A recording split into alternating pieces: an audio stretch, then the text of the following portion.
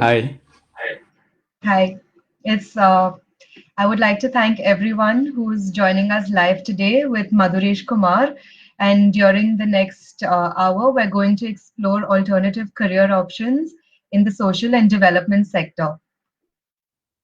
So, just to introduce Madhuresh to our viewers, Madhuresh is a national convener of the National Alliance of People's Movements, a network of 300 grassroots organizations fighting for community rights and a development paradigm based on equity, justice, and freedom. He is a committed social campaigner, movement organizer, and activist, and has also been involved in the setting up of new initiatives that support people's movements, conducting research, and building movement power. In the last 2 decades of his work from his student days, he has been involved in the defense of people's rights, sovereignty, and dignity nationally and globally. His main areas of work include social movements, environmental justice, and human rights. He has written extensively and also advised as an independent researcher and consultant to several national and international NGOs, donors, foundations, and networks across Europe, North America, and South Asia. Thank you so much, Madhuresh, for being here with us this evening. Thanks, Radhika. It's a pleasure to be here, and thanks to the Learn Hub official to be organizing this. Yes, right. So, Madhuresh, you've been in the social and development sector for almost 2 decades now. Can you tell us a little bit about how you got interested in this space and what really is the social and development sector about? Well, I think it's. I'll have to go back. As I said, 2 decades. I think I studied in a military school. I come from Bihar, and I studied in a military school, and I was like fired by the passion that you have to serve the country because that's what you're trained for when you go to a military school. And but somehow or the other, even I tried quite a bit, and then I didn't get through. And so I decided that okay, and coming from Bihar, this is I'm talking about mid 90s. All you have is the anything you do is after that you just go for a career like medical or engineering, and later after undergrad you look at different options and you think of doing your civil services and all. So for me it was like okay, you didn't get through the military, then what you do is you try and work for IIT, and then so I spent a year roughly after my school trying to prepare for IITs. I didn't get through, and then what I did was that okay, rather than wasting more time, because this is what happens with a lot of students, they end up wasting a lot of time preparing for IITs or medical, a year, two, three, four, and then you are losing time. So what I did was that not to lose that time, and then straight go to. I came to Delhi University, and I got myself admitted into history because I was somewhere also knew that even if I get into IIT, I still will be going for civil services. So that much I knew, and that's how I came to Delhi, took up history, and decided that okay, I'm going to prepare for it. However, coming to Delhi University and coming more specifically to Ramjas College History Society, which was extremely uh, radical, and history. Our teachers were not teaching history just in a classroom. They encouraged us to go outside to know and learn. They said that whatever is happening today it will become history tomorrow. So unless you know and live in the present, you cannot understand the relevance of history. And I think that was something which actually shaped a lot of my own development ideas, and how I came to understand different processes, the historical processes. And while I was doing that, and this is also the time of the we have NDA government in power. This is 98, 99. The NDA government was in power. We have had just we had a war with Pakistan. Kargil war had happened. We were having the neoliberal reform process. The economy was just opening up. Narasimha Rao earlier had started the process, and then Mr. Bajpayee's government was carrying it forward. So there are numerous things happening, and at the same time, if you remember 2001. when the war happened, the attack in US happened. And so a lot of these combination, different factors made sure that in the university, it was a very charged atmosphere. You had a lot of things to engage with and to learn and to understand what is it going on and the social change process. So our history society would be organizing different talks. It would be organizing a number of programs and seminars. We would get a chance to, like what you are doing now, I would get a chance to speak to different people who were either historians or media people or lawyers or working for social justice issues. And we learned a lot from them. And then they said that, okay, college is not enough, but what you need to do is you need to also go somewhere out, so participate in events. So what we did was, like, I participated. One of my journeys took me to Narmada Bachao Andolan. For those who do not know, Narmada Bachao Andolan is one of the longest ongoing movement against big dam and for a development paradigm which is people centric development paradigm, and which is less ecologically destructive. We know it is an environment movement. Many of the folks who are alive here, they must have learnt it in their textbooks. So we went there, and I think that was something, first time in my life I came to know and understand that you can actually do service to people. You can actually change, make fundamental changes in the society. You can impact a lot of lives and people, and that can happen if you can work with a social movement. What is a social movement? I had no clue before that, especially you can imagine coming from a military school and all of that. But this is 99. We had gone, there was a big rally for the valley. Arundhati Roy was leading that. She had just won the Booker Prize. So she we went with them, and there were nearly 300 or 400 other people coming from all over the world who were accompanying her. And this is the time, and it was a big learning experience. It had a huge impact on me. And I think after that we continued to volunteer with NBA, because NBA would they would come to Delhi every time they would stage a demonstration. So we would walk with them, we would go with them, we would volunteer, and we would organize programs for them in the college and all of that.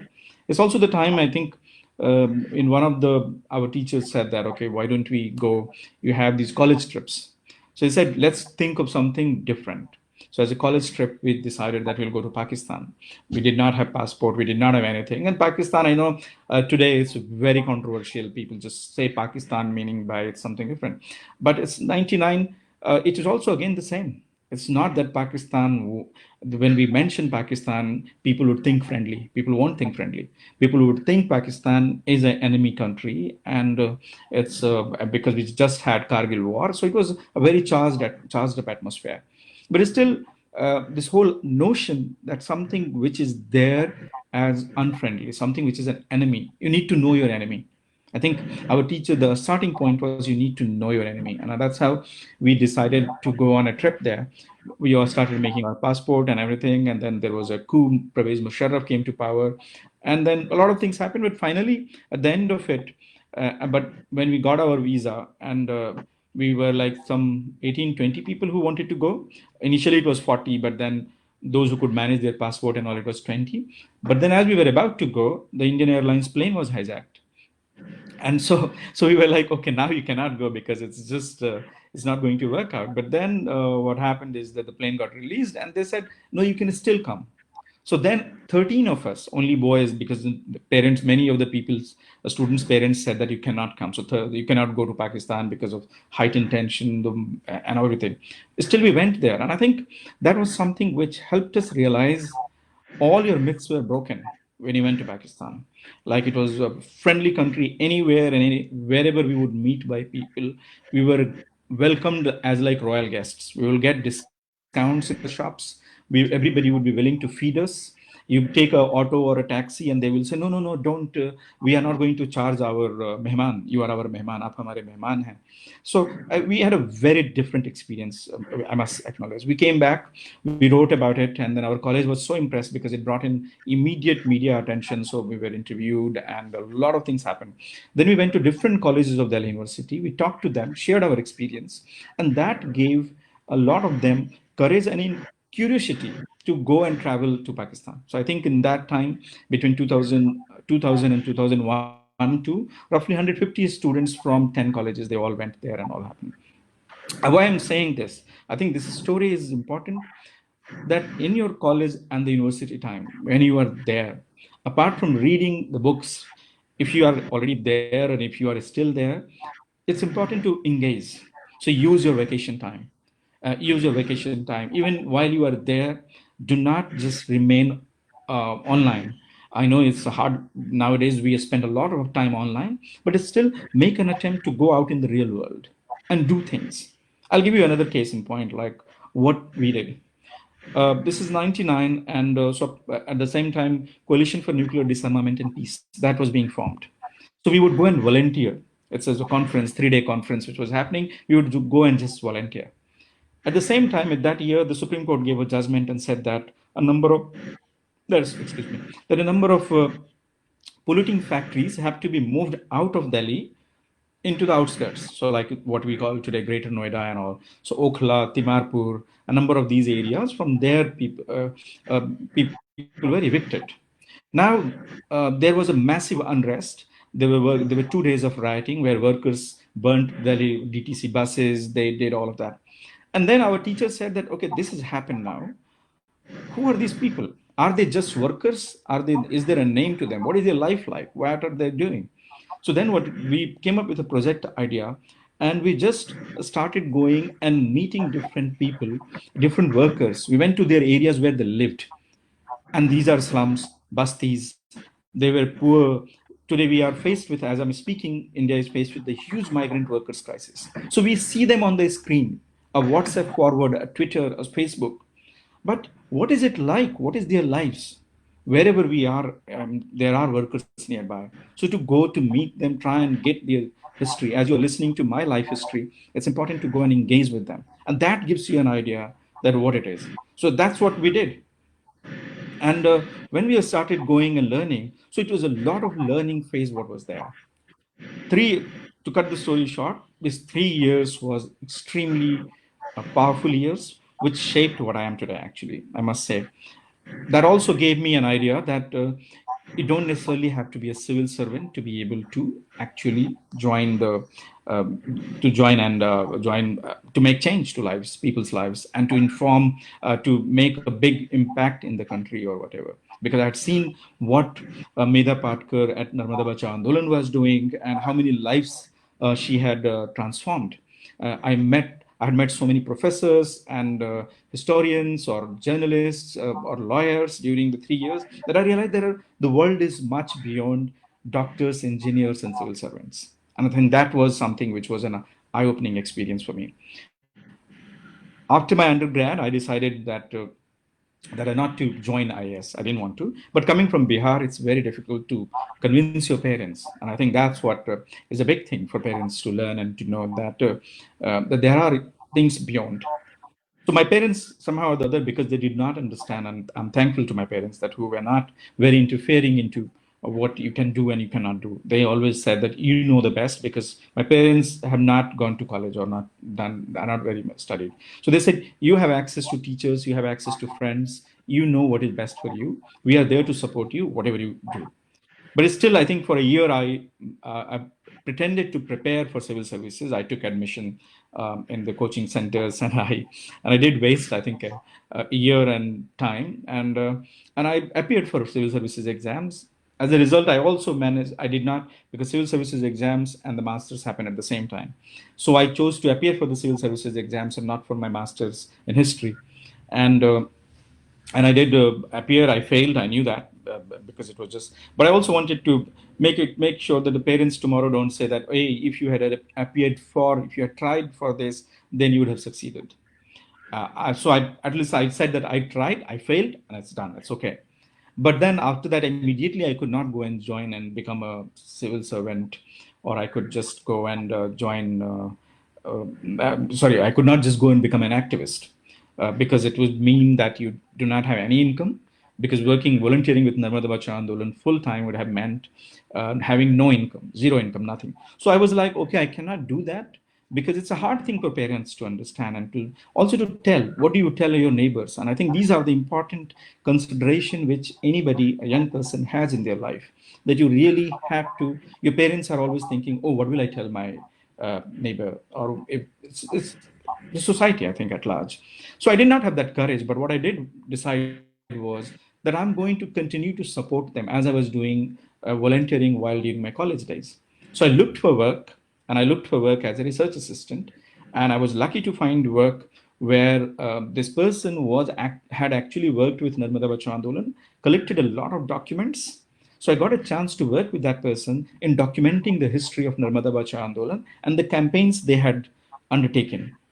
That was so it kept me in the same frame, in the same area of interest, and a huge learning opportunity.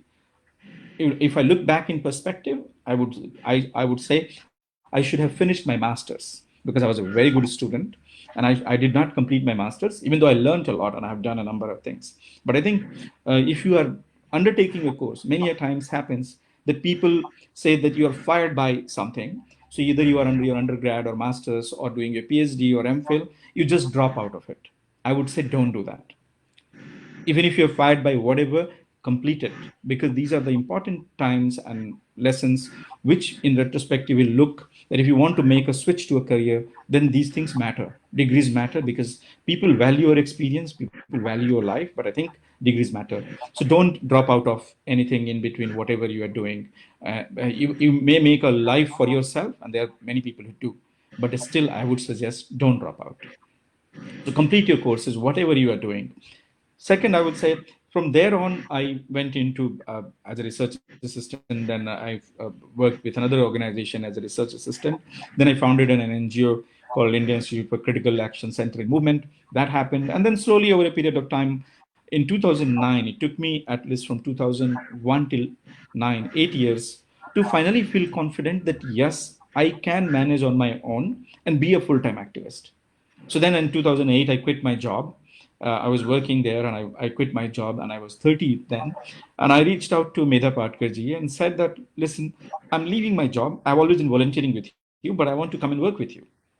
And she said that given the experience you have managed and given the things you have done, your skills can be used much better if you are uh, if you are there in Delhi, and you can work with National Alliance of People's Movements. National Alliance of People's Movements was what was founded by Narmada Bachao Andolan in 1990s, early 90s. So they had started this with a overall that you can fight one battle as a Narmada Bachao Andolan, but you need to actually win, think systemic thinking.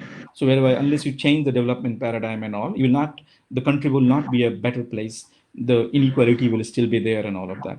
So that's how I came to NAPM as a full-time activist. And I think this question remains, that can you survive as an activist? And I think that's a key question which everybody asks. So I was earning, just to give a perspective, that in 2009, when I left my job, I was earning 25,000 rupees as that. And when I came to NAPM, then there is no money, because the NAPM is works completely voluntary. It's just a loose association and everything. One of my friends who was working in another NGO, he said that I'm going to give you a small fellowship for 10,000 rupee. And I think my friend understood that what I wanted to do, this is something I was driven by. I was driven by the passion to do social work. And I think he gave me a small fellowship, which was enough to actually do your to pay for your rent and basic travel and the phone expenses. Your friends, if you have a group of friends, they, if they understand what you're trying to do, they can actually support. So if you go out to eat, if you go out an evening to eat, then they will pay your bill, and they say that, okay, we are, since you don't work, so we'll pay your bill because the others are working. And so I think a lot of support from family and friends, that can actually help, and that I have been fortunate enough to have that.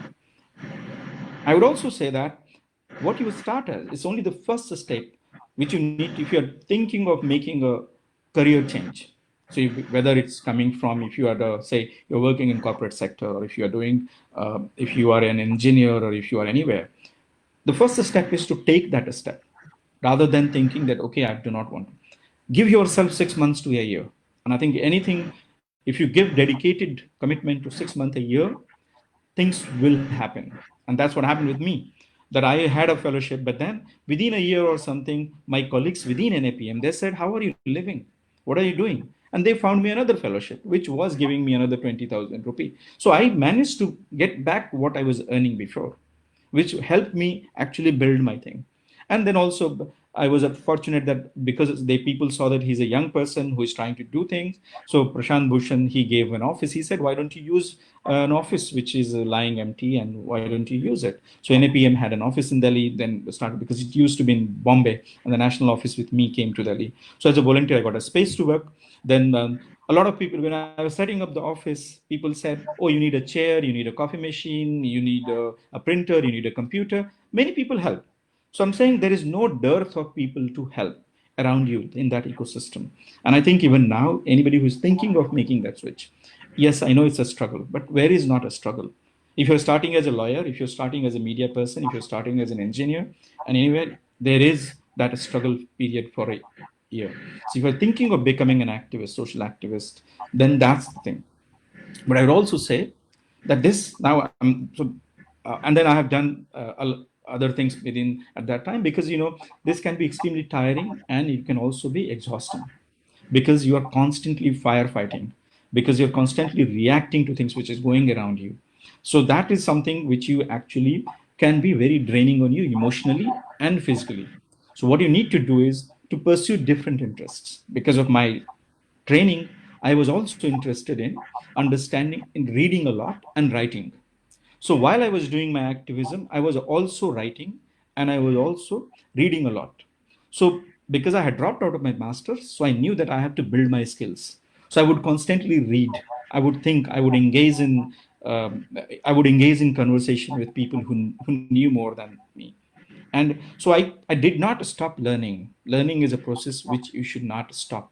Whenever it's there a chance to learn, continue that learning process.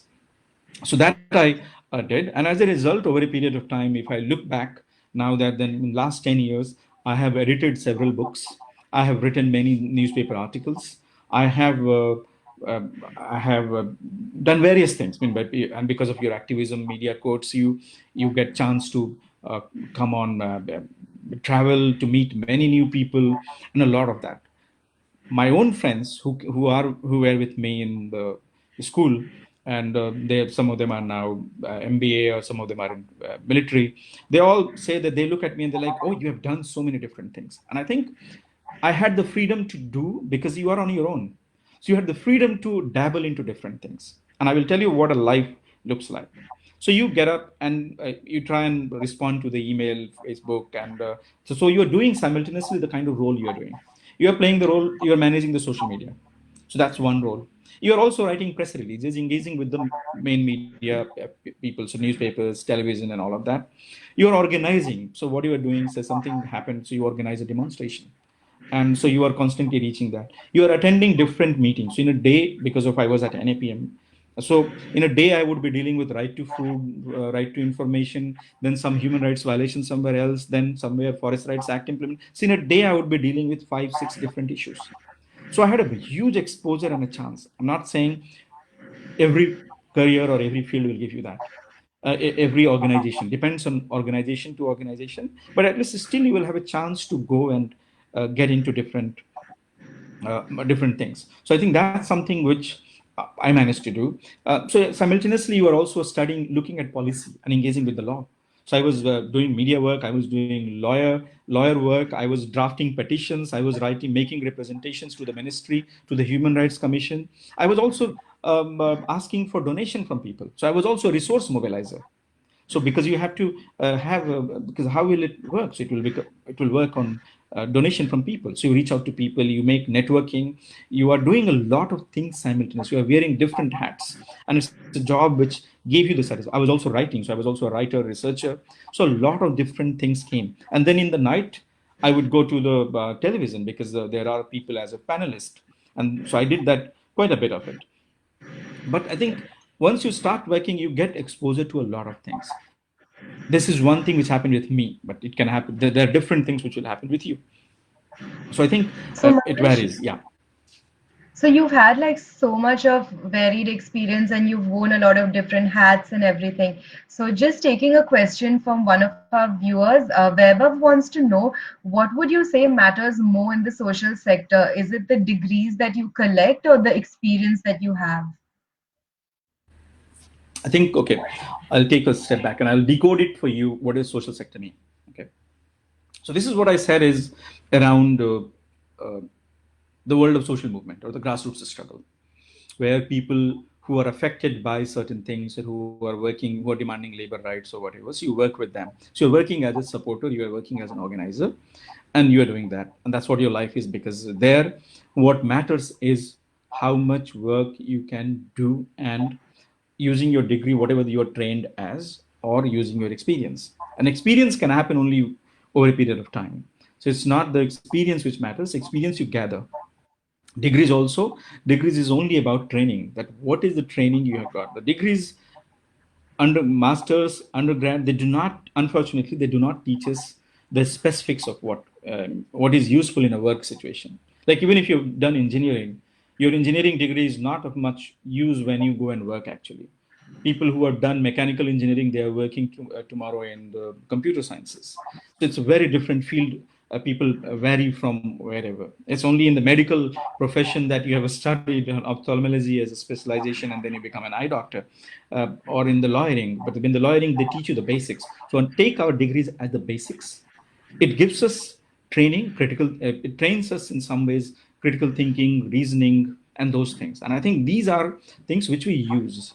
So, like say, if you have studied sciences or engineering, then they are training you into scientific thinking. You're assuming, and I guess depends on what teacher and all, but it's a scientific thinking. Social processes, like if you are looking at the society and the social processes, you apply your scientific reasoning and the scientific understanding to analyze social processes. So I would give an example that a number of my colleagues in Narmada Bachao Andolan, initially in the 90s, they were all IITs. They were all from IIT actually. So Sripad Dharmadhikari, he was trained in IIT, he was an engineer. Manshi Thakkar, he was coming from an IIT. There were a couple of others as well. They used their training as an engineer to understand the systems of social systems, and also because they were fighting against a dam. So they would understand the technicalities of a dam, that how does a dam work, and what are the different alternatives which they could come up with. If not the big dam, then what is small dam? So I think if you're a lawyer, then a number of others were lawyers also. So you use your lawyering understanding of law to actually use that to frame laws, to frame policy critiques and things like that. So those are the things. So I think the social sector, you can use your degree in whatever way to that. So that's one part. But then there is an issue about the so-called social sector or development sector can be divided in many ways. So if you look at the NGOs, the world of NGOs, so-called NGOs, from understanding from the small NGO which has like 6, 7, 8 people, to there are big NGOs like the Worldwide Fund or Oxfam or Save the Children or Action Aid, and these are the big NGO, Greenpeace, which we know. So these are the big NGOs. So now from 10 people to uh, thousands of people actually, because Oxfam, if you look globally, Oxfam employs somewhere around 10,000 people.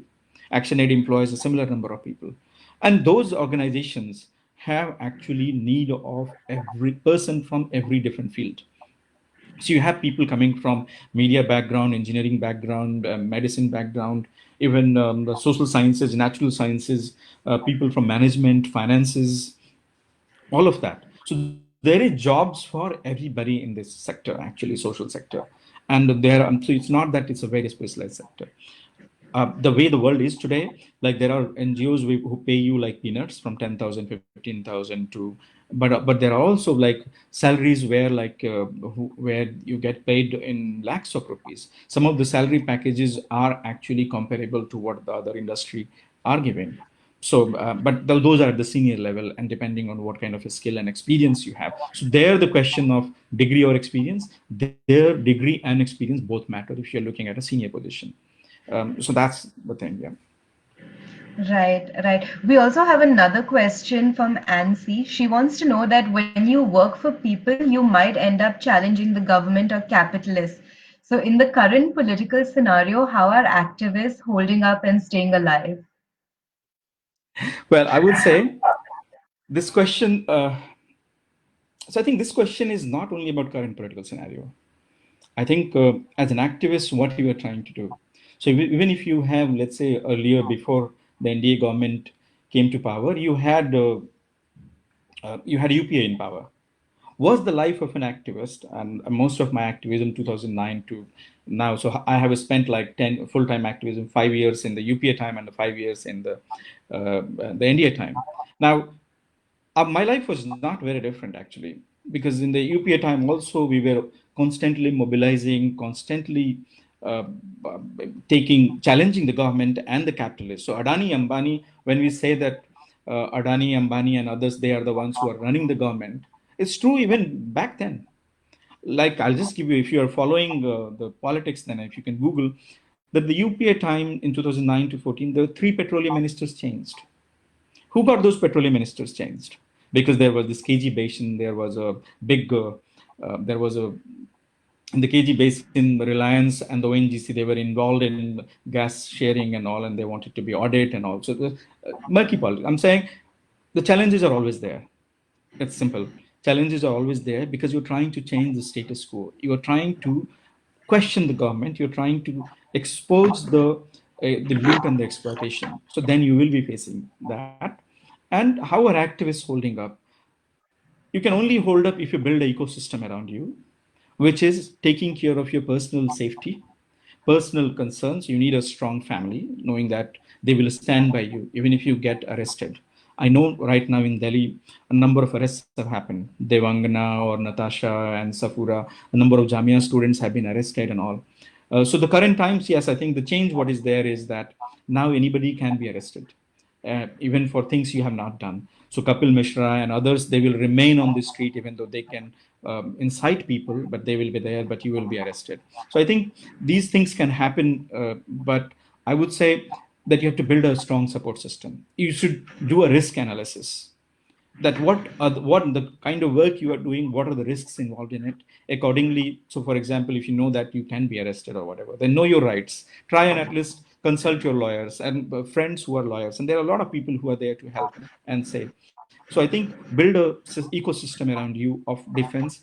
Also, these are the very difficult times. Also with the confinement and the lockdown, everybody is having mental health issues.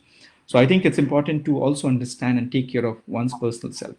If you do not take care of your personal mental health issues, then it's very difficult to stay alive and work in the same capacity for a much longer period of time. So it's important that you also develop other interests. So say watching a film or learning to sing or to playing flute or engaging or taking up a hobby, so running and whatever. So a lot of these things is extremely important apart from whatever you do as work.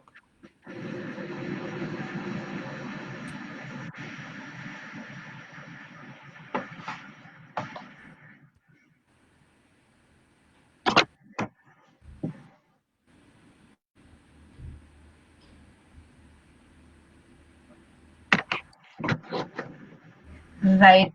So, Madhuresh, going forward, like you've just spoken about what it's like to work for people, and for someone who's so extensively involved in social campaigns and activism, what are some of the most common misconceptions that parents, students, and young people in general have about being a social activist? And how can we combat some of these misconceptions? Well, I think the first misconception is uh, that they are extraordinary people, or they are that it takes a lot to be an social activist, and you cannot make a living. So the conception is, one, they're extraordinary. Second is that you cannot make a living out of it. Third is that it's like this common phrase that Bhagat Singh दूसरे के घर में होना चाहिए, हमारे घर में नहीं. So you admire Bhagat Singh, but you do not want your children to be Bhagat Singh. So that's also because it's a lot of risky. It's very risky. Fourth is that you do not have a family life, because all these considerations come up. I would say they're misplaced. You can very well have a family life. You can also have a minimum standard of living. I think there is a difference in need and the greed. So what do you need as a normal middle class person? What do you need? And I think it's you need maybe a roof over your head, and then some basic comforts. So basic comforts, I think over a period of time you manage to get, like any person who is working and all. I think what you get the most out of doing working as a social activist is the personal satisfaction that you have managed to bring smiles to different people. You have managed to do uh, you have managed to help people who cannot help themselves. Say for example, I'll give you just right now this extensive migrant crisis which is happening.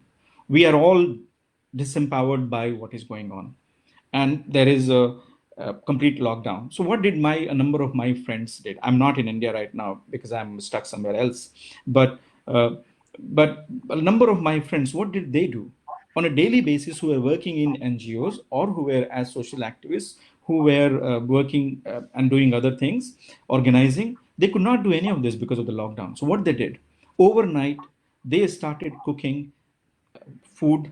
They gathered friends, started asking for donation, and they are all helping people who live nearby, just outside your locality. And there are workers, there are people who have no food, and all of that.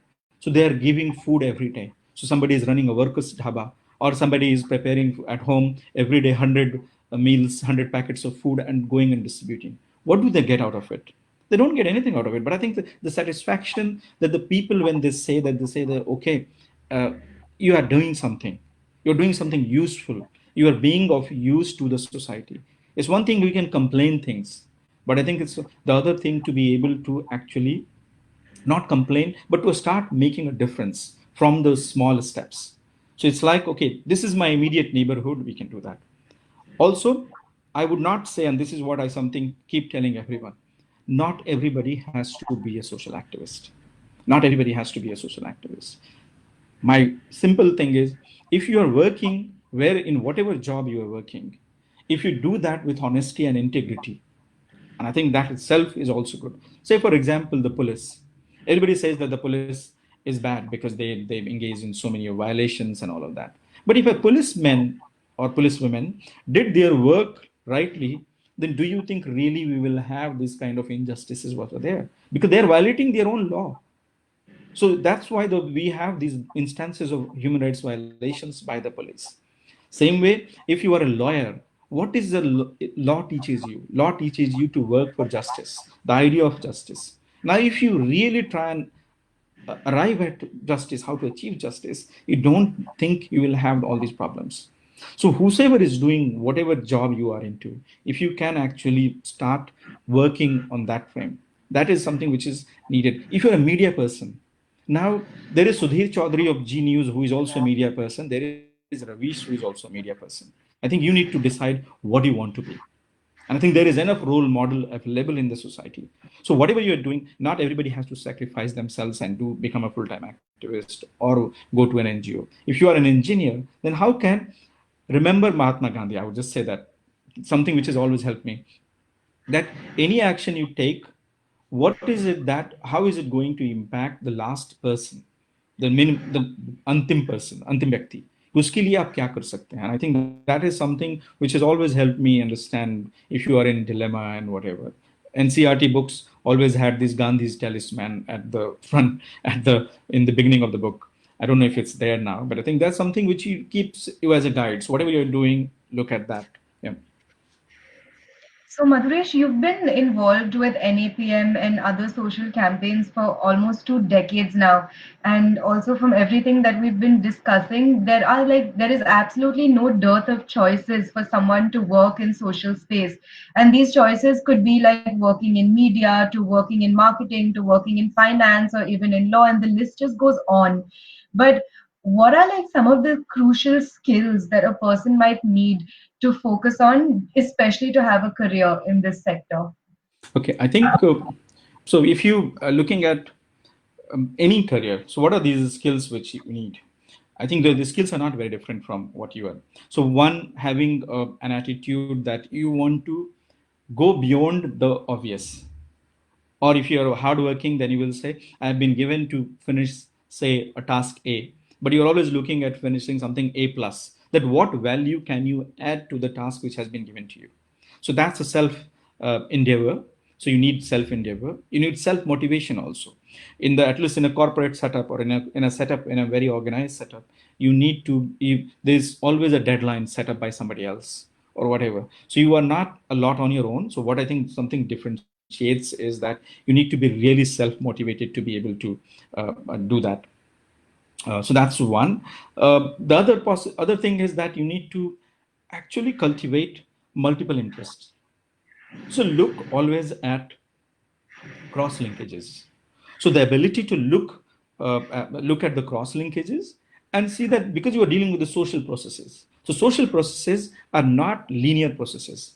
They are cyclical, they are systemic and all. So you constantly need to go beyond the obvious. So do not accept anything, have a critical mind. Do not accept anything which is given. So even if I'm saying something, don't take it as given.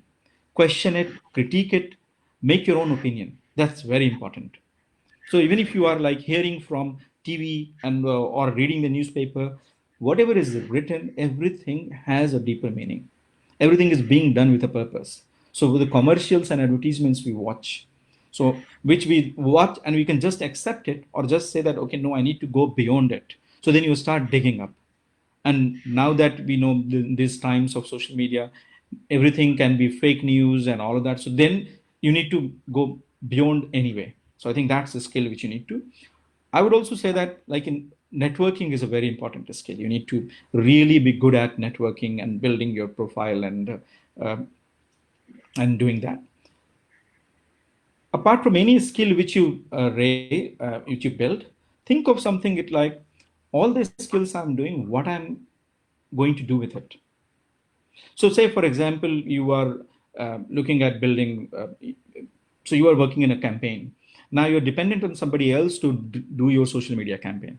Now, somebody who is an expert, that person can definitely do it for you. But how about you also picking up some of their skills? So over a period of time, you're just not dependent on them. Because so tomorrow, if you want to move from one field, one division within the social sector to another, then you can also do that.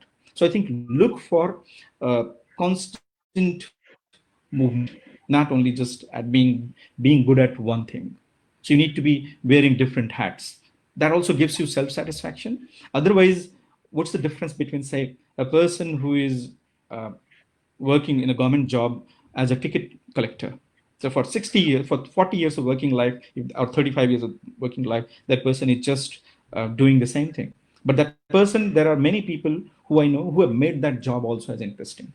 So you can be stuck in a mundane job and you can make it interesting. But I think in the social sector, it's already an interesting field. So how do you actually make it much more varied than that? So I think that's a skill which you constantly need to think about, that how you can make it much better than what it is. Having varied interests, wearing multiple hats, doing a lot of things, already working in a rewarding sector, these are a lot of like some of the bright aspects that one has when they look for employment in development in social spaces. And you also told us in the beginning that the day of a typical day in the life of someone working in this sector is very similar to like checking emails, to following up, and to uh, to following up on emails, to working with people.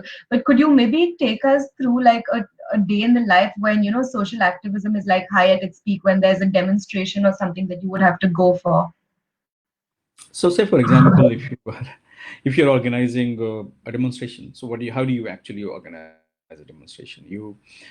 First, what is the cause? So you look at, okay, what is it that you are trying to, any demonstration could be for or against both. So let's say I will pick up an example like the 5th June is coming, so it's World Earth Day, Environment Day. And so we want to emphasize certain things about uh, what we should do on that day. So you talk to your colleagues, you talk to friends and say, it's World Environment Day. What is that we want to highlight? Now we are in pandemic, the COVID-19 situation is there. And there is a relationship between the environment and what the COVID-19 lockdown has shown us. Suddenly our Delhi or any city, the pollution is less because of the lockdown. Rivers are fresh.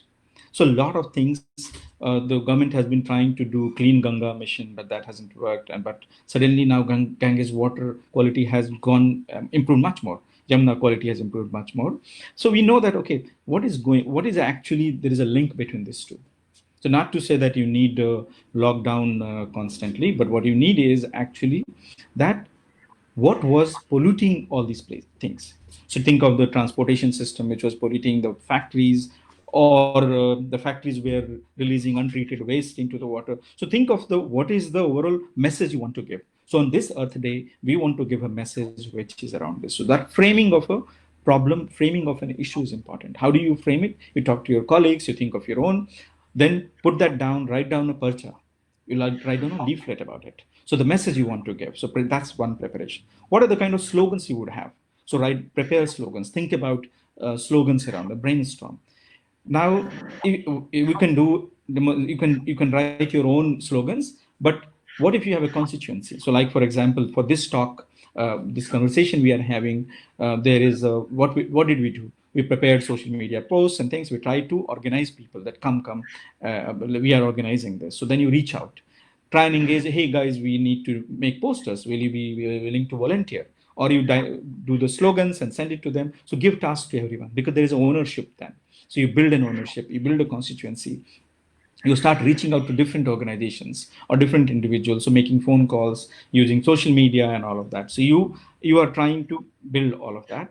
Then it requires, okay, where will you hold it? So if you hold it, now it's lockdown, so we cannot go to Jantar Mantar, we cannot go to a square. So what do we do? So we do say we will do an online thing. So then we can give an online, we can make a slot like this where we can organize on Zoom where people are coming, or we can say that, okay, everybody, wherever you are, make your own poster and then do on the Facebook or on the Twitter and all. So there is different ways in which you have to think creatively and improve as the thing goes. At the end of it, what do? You don't want to do organize a demonstration, or organize an event just for the sake of it. So you create documentation from it. So you write also a press release after that and send it to the media, so that you try and do some write up around it and different things. So there is different things you do all in a day. We are working on that. Yeah. So, Rashi wants to know, while working on a social campaign or movement, how do you measure impact created? Yes. So there are impact is very different actually. So there is a instant gratification. So there is instant result. There is a midterm, and then there is a long term. Instant result is that if you are doing a social campaign to feed the migrants or to send home, ensuring that the migrants can go back to their home and they are not walking. So what do? You create a campaign, highlight them, and social media campaign, you highlight them, and people start getting food. So you either prepare yourself, you feed them themselves, or work with the government to have the food supplied to them, or you file a case in the Supreme Court or wherever, so that you get drains to start functioning. So even now, whatever has happened, the immediate effects. So a lot of social campaign has gone around. So like NAPM, my colleagues have filed petition in the Supreme Court. Then others, there are a lot of different things are happening. So this is immediate, where you see an immediate impact right away. The second stage is it that something which is happening, the crisis is now? There is a crisis has been perpetuated by the longer problems, deeper problems. So deeper problems are, what are these deeper problems? One, there is a thing around the law and the policy. So we need to have policy changes from this. So like, for example, some of the state governments have now said that they are going to actually ensure that the Interstate Migrant Workers Act gets implemented. So that's an implementation, that's a stage two. So you work around that. What changes do you need in the labor laws to be able to, so that they get paid if tomorrow a situation like this arises? In that. Third is, how do you actually find the dignity of the labor? That's the last thing. That's a much longer process. So for that, you have to work on a very sustained basis, and it will take much longer actually, to actually ensure that the domestic worker who works in your home, or the person who does as a sewage worker, they get dignity to live and the livelihood. So I think that's a much longer challenge. But I think you have to divide to be able to constantly make yourself motivated. You have to find what is immediate, midterm, and then the long term. Madhuresh, for someone who wants to make a career change and enter the social and development space, what advice would you give to them? I would say, as I said earlier, that take that a step.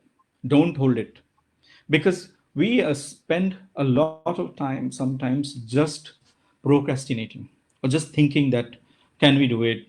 will this work, will that work, or it will happen or not happen.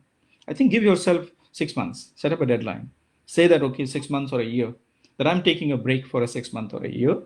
Make sure that for that year you cut down on a lot of your expenses. You do not you make sure that you are going to live on a very small amount, because that's a big issue which everybody faces. So either if you had a very good salary and whatever on which you can just live in the same lifestyle. But then I would say it's not only about the lifestyle. If you're making a change, then think about what a person in that sector would live like. Don't continue to think that if you are a corporate lawyer and you want to become a human rights lawyer, a human rights lawyer don't get paid. So as a corporate lawyer, you have like a huge expenses, you have your fancy car and everything. So I would say no. Be like a human rights lawyer so that people understand and take you seriously. That you are here to be with them. You are here to work with them. You're not going to go back and just the next crisis and you are leaving them in the lurch. So I think earning trust is important factor. So that's important that you whatever you're doing, give yourself 6 months to a year. Results will happen, but give your best to it as you would do to any job. But take that a step, don't hold it, but also make sure that how are you going to survive. If you have money on your own, then cut down your expenses, make sure that it lasts longer. It becomes difficult. I would also say, and why I'm saying take that first step, because it becomes difficult as you grow older, and you will, and as you have more responsibilities. If you have a family, if you have children and all, it's going to be far more difficult. When you are young, you can experiment, you can do a lot of things. You have support system of your friends and all. You may be living four of you sharing a flat, but those are struggle times, struggle days, and I think it's fairly okay to do that. So yeah. So, Madhuresh, given the present COVID-19 pandemic and the immense surge in edtech and also like the focus on public health in the media especially, how is a future career in the social sector going to evolve given like how the world is fighting with the coronavirus? I think uh, it's not going to have a lot of impact. I would say why I'm just building on it. That you, in fact, if you see, you will need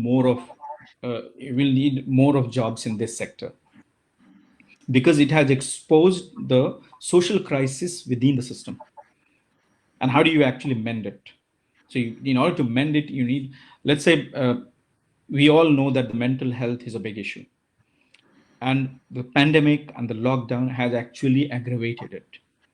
The gender violence, the violence against women, it's a big thing.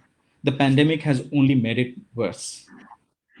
The crisis, the labor work and the labor force is in a crisis. We all know that how exploited they have been. Pandemic has only made it far more stark. So I think, and how do you actually deal with them? So you need more work, you need more social workers, you need more healthcare workers, you need more uh, uh, clinically uh, uh, professional clinical professionals. So you need a lot more people in this sector. Also, what has happened is that if you need to work around, but I think, how do you actually will access these? I just wanted to add, because there's some questions you asked earlier and which I forgot to mention, that nowadays also you don't necessarily have to actually, because we are talking a very ecosystem, a different ecosystem from what I was operating in 90s, late 90s. Now you have a lot of startups and things, and with less expenses, actually you can start doing a lot of things. So you can also, and then there are other avenues like a number of fellowships which are available. So like there is Pradhan Mantri Fellowship, there is Delhi Chief Minister Fellowship, there is SBI runs a fellowship scheme. Give India has fellowship schemes. TISS, if you study from TISS or Ashoka University, they give you a 1 year grant or 1 year small fellowship stipend to be able to go and explore and do different things. Commutini, there is a fellowship. If you type even the fellowship, what are the fellowship for young people? And to start up your organization and things, there are a number of these fellowships. So I think one should definitely make use of that. If you have an idea in terms of like this crisis is giving a number of opportunities in terms of how do you intervene into, so whatever the access you have, you can do that. Using the current social media is a very powerful tool. I would also say that uh, using the social media, YouTube videos people are making and all of that, to be able to highlight. But I think I would still say, think of what your actions are going to actually make. Is it going to make a difference in the lives of the people you work with?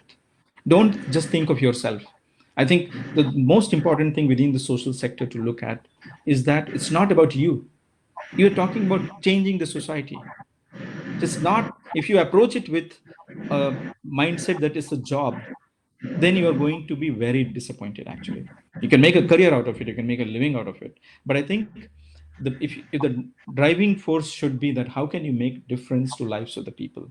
Like India is a big country, what can we do for the country? There is still 30-40% of people who are under poverty line. There are still so many people who have not studied and all the rest. If you start with the approach that how can you make a difference, everything else what you think as a career, they will all follow up. They all follow. So like name, fame, X, Y, Z, what you are looking, they all follow up. But I think to start with the dedication and the feeling that what you can make a difference, that's the key thing.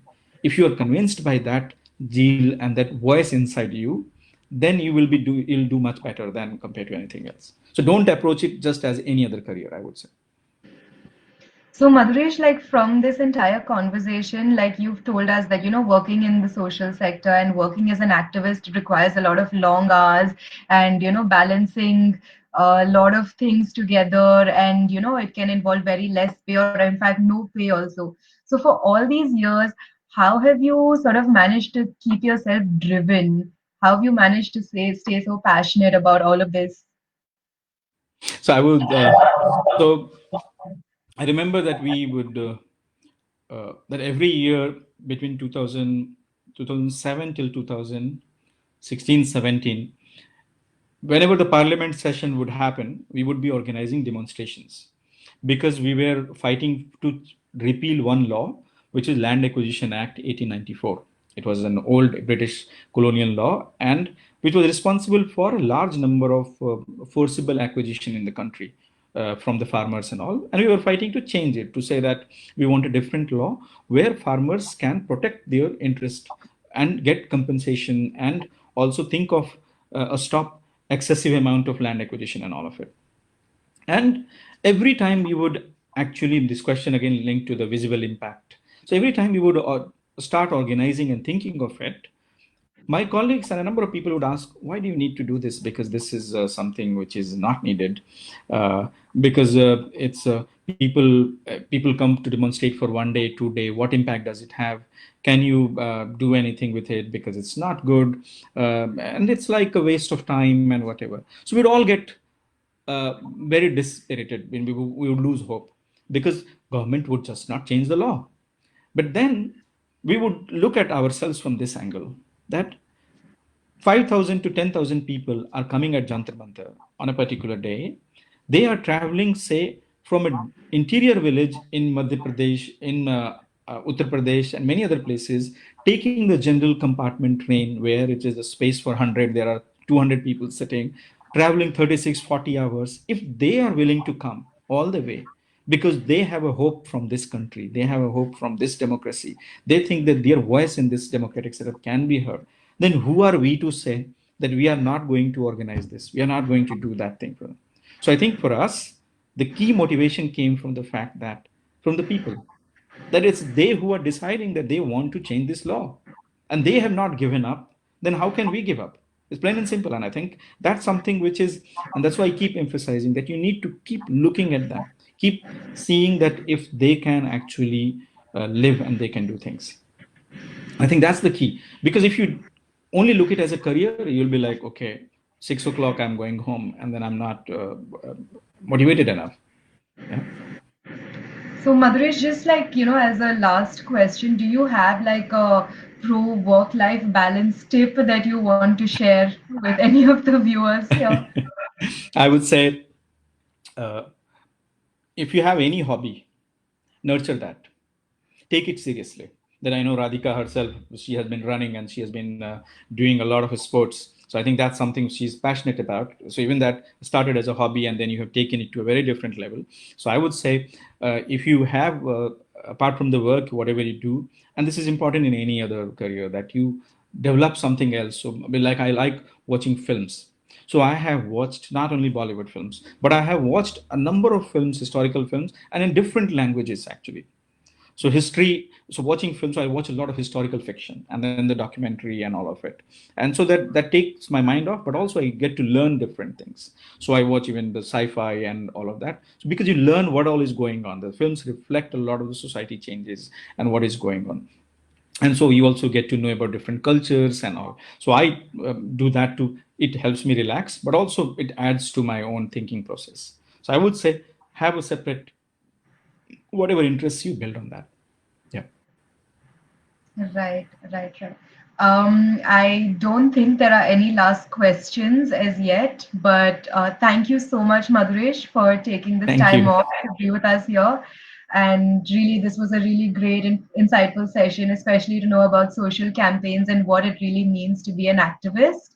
So thank you so much for joining us, and yes, Thanks a lot. catch you up Thanks, soon. Radhika, for having, and good luck to Learn Hub official.